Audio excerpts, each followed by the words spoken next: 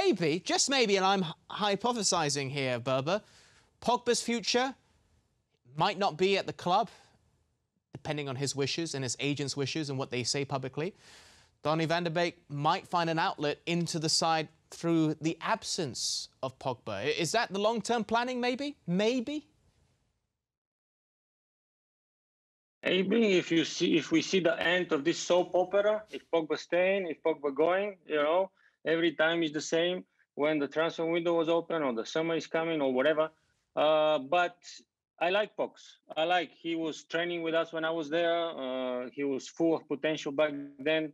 I still think that he can be, at the moment, he's not at his top level, in my opinion. He can be much, much better. I would like for him to stay. I think that he feels at home here.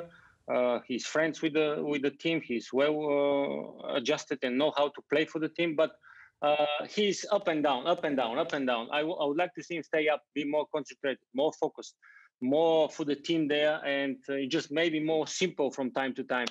And if the end he decides to leave, then they can open the space for Van de Beek. But that's one big if, to be honest.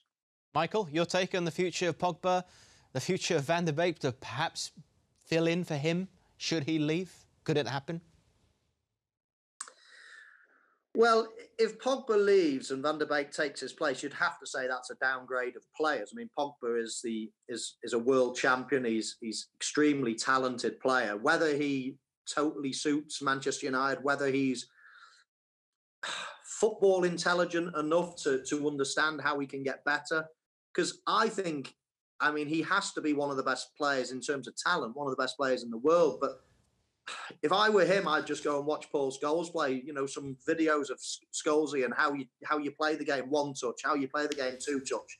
Every time I watch Pogba play, he takes 6 touches every time he gets the ball. I mean, and yet then again, he'll do something unbelievably good and you'll think, wow, that's why he's in the team. Nobody can play that pass. Nobody's got that vision.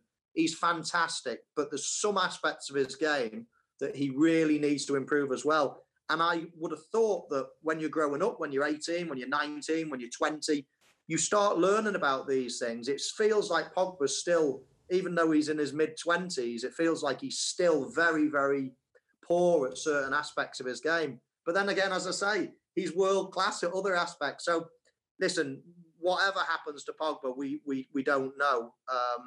But one thing is for sure with Pogba, you either have to play him and he's got to be an integral part of your team, or you have to sell him. There's no point keeping an asset like that on the bench, which has happened for a large part of the start of this season. There's just no point. He costs too much money. He's too much of an asset. He costs too much in wages. You've either got to play him and let him make a difference, or you've got to part company.